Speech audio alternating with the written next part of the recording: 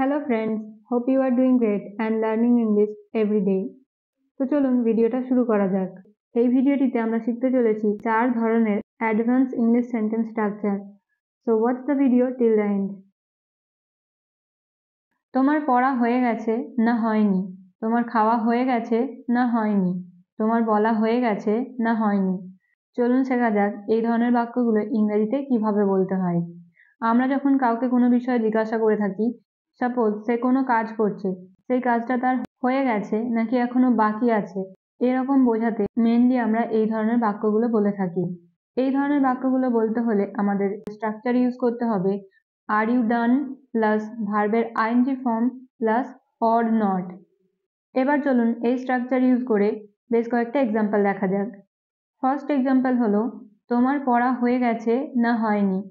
R you done reading or not? Are you done reading or not?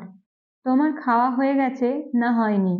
এই বাক্যটার ইংরেজি হবে are you done eating or not? Are you done eating or not? তোমার বলা হয়ে গেছে না হয়নি? Are you done speaking or not? Are you done speaking or not? তোমার খেলা হয়ে গেছে না হয়নি? Are you done playing or not? Are you done playing or not? তোমার রান্না করা হয়ে গেছে না হয়নি? Are you done cooking or not? Are you done cooking or not? এছাড়াও আমাদের এই ধরনের বাক্যগুলো অনেক সময় বলার প্রয়োজন হয়, যেমন আমি নিশ্চিত যে সে আমাকে বলবে, আমি নিশ্চিত যে তুমি মেধাবী, আমি নিশ্চিত যে সে কাল আসবে না। চলুন এবার শেখা যাক এই ধরনের বাক্যগুলো ইংরেজিতে কিভাবে বলতে হয়। কোনো ব্যাপারে আমরা যখন একদম নিশ্চিত এরকম বোঝাতে আমাদের ইউজ করতে হবে আই এম শিওর। এই ধরনের বাক্যগুলো বলতে হলে কমপ্লিট স্ট্রাকচার হবে I am sure that plus sentence. তো চলুন এই ধরনের কয়েকটা এক্সাম্পল দেখা যাক। ফার্স্ট এক্সাম্পল হলো আমি নিশ্চিত যে সে আমাকে বলবে। এই বাক্যটার ইংরেজি হবে I am sure that she will tell me. I am sure that she will tell me. আমি নিশ্চিত যে তুমি মেধাবী। I am sure that you are brilliant.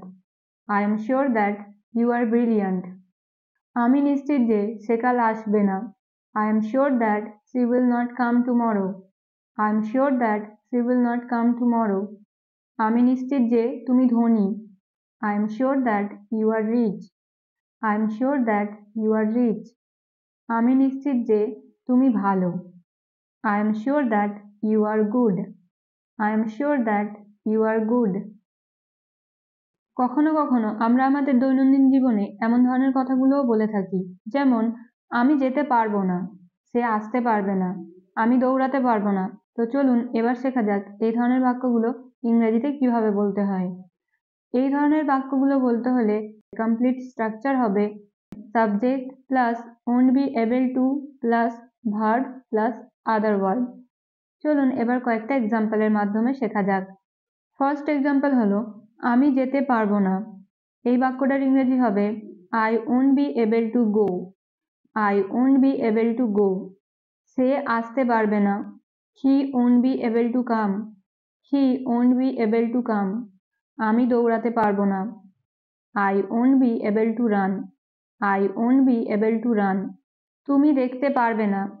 You won't be able to see. You won't be able to see. সে হাঁটতে পারবে না। He won't be able to walk. He won't be able to walk.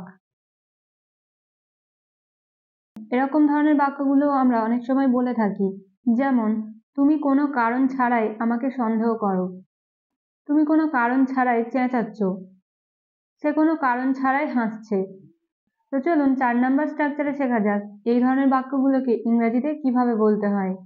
এই ধরনের বাক্যগুলো বলতে হলে complete structure হবে sentence plus for no reason.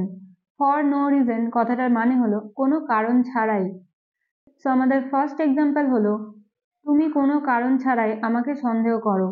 You doubt on me for no reason. You doubt on me for no reason. তুমি কোনো কারণ ছাড়াই চেঁচাচ্ছ। এই বাক্যটার ইংরেজি হবে you are shouting for no reason. You are shouting for no reason. সে কোনো কারণ ছাড়াই হাসছে। He is smiling for no reason. He is smiling for no reason. তুমি কোনো কারণ ছাড়াই তাকে মারছিলে। You were beating him for no reason. You were beating him for no reason. কোনো কারণ ছাড়াই কান্না বন্ধ করো। Stop crying for no reason. Stop crying for no reason.